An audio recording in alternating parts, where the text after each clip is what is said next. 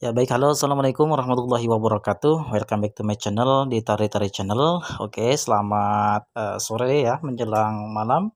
Rekan-rekan pionir ya dimanapun Anda berada, aku harap Anda semuanya selalu sehat ya, diberikan kelancaran usahanya masing-masing ya seperti itu, dan bahagia selalulah buat keluarga Anda tercinta ya. Amin.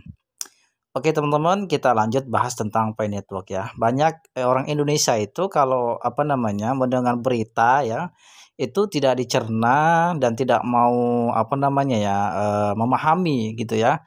Kalau ketika orang Indonesia itu dikasih informasi ya, dikasih informasi peluang seperti itu ya, dibilangnya pembohong ya seperti itu. Kalau dikasih peluang yang bermodal, dibilangnya takut rugi ya kan, dan dikasih peluang yang gratisan dan untung besar itu dibilang halu teman-teman.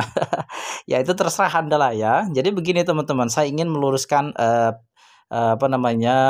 pemikiran Anda ya. Jadi ketika Anda mendengar suatu berita ya, cobalah sekali-kali Anda itu cerna dulu ya, dan pahami dulu apa ini ya, apa berita ini, seperti itu, tujuannya apa, kegunaannya apa, seperti itu ya. Jadi Anda ini nanti kedepannya itu punya pemikiran-pemikiran yang selalu positif. Kalaupun memang berita itu negatif dan tidak menguntungkan ya, nggak usah anggaplah ini sebuah angin gitu aja lah seperti itu ya.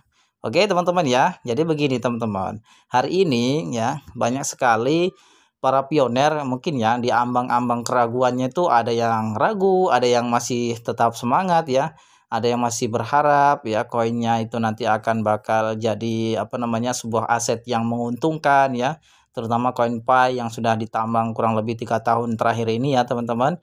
Nah, mungkin teman-teman itu bertanya-tanya lah seperti itu ya.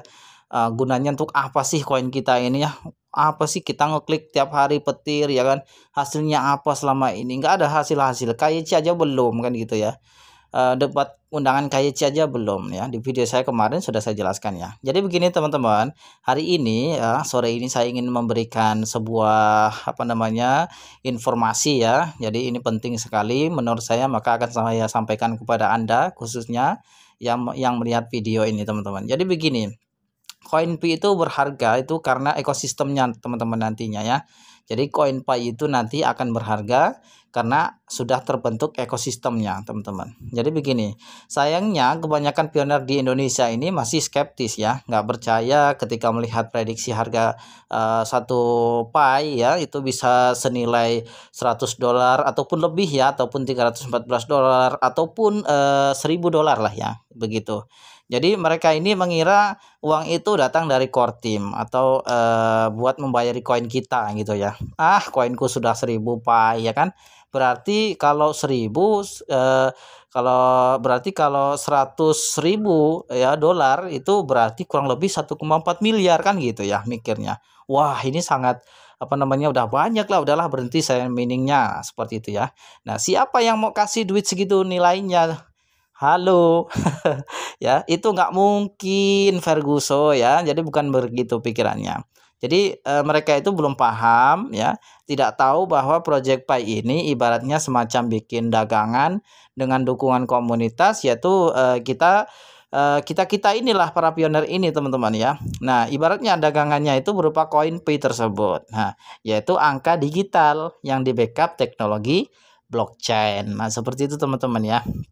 Nah, dan yang akan membeli koin Pi ini itu adalah orang-orang yang belum memahami koin Pi atau orang-orang yang menginginkan punya koin Pi lebih banyak. Nah, kurang lebih seperti itu.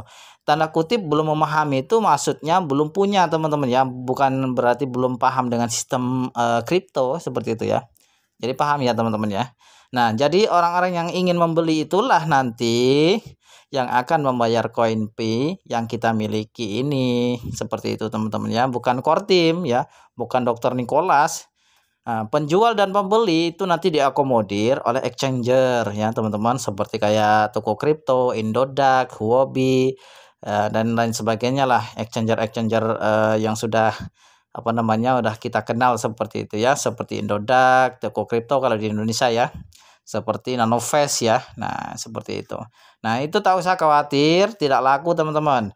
Di luar sana itu ada jauh lebih banyak orang yang belum punya CoinPay ya, sekitar 33 juta orang yang memiliki CoinPay saat ini hanyalah 0,42% dari 7,8 miliar jumlah penduduk bumi atau 1/250 orang. Itu berdasarkan datanya teman-teman ya, kurang lebih seperti itu.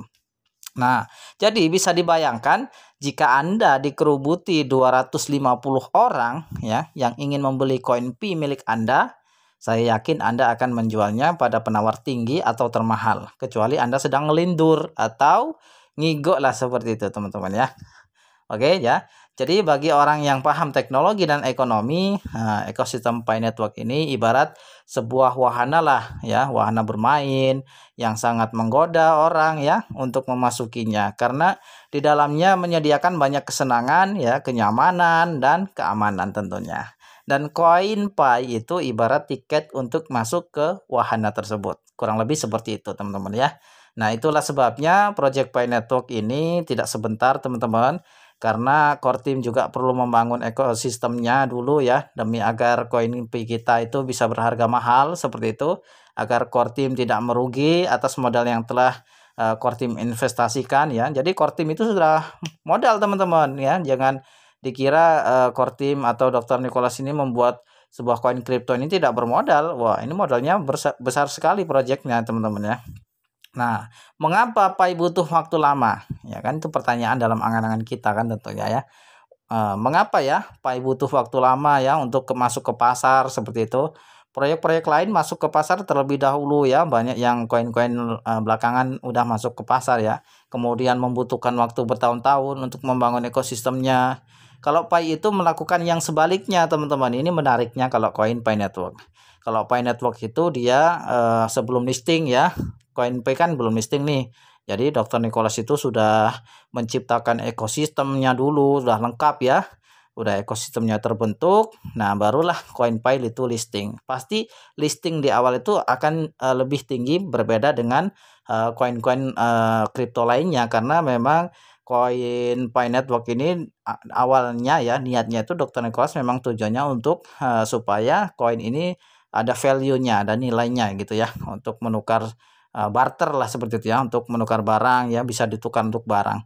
Jadi itulah tujuan Dr. Nicholas menciptakan sebuah ekosistem terlebih dahulu supaya CoinPay ini ketika nanti di ekosistem sudah siap semua, sudah menampung semua koin-koin seperti PiChain Mall, kemudian Pi Market Indonesia, kita harus dukung sebagai orang Indonesia ya, sebagai exchanger untuk penukaran barang ya, bisa ditukarkan mobil kan kita senang ya kalau kita memining ada hasil gitu ya, kita bisa tukarkan barang kan kita senang juga gitu, maka kita dukung untuk exchanger Indonesia khususnya Pi Network, Pi Market Indonesia ya.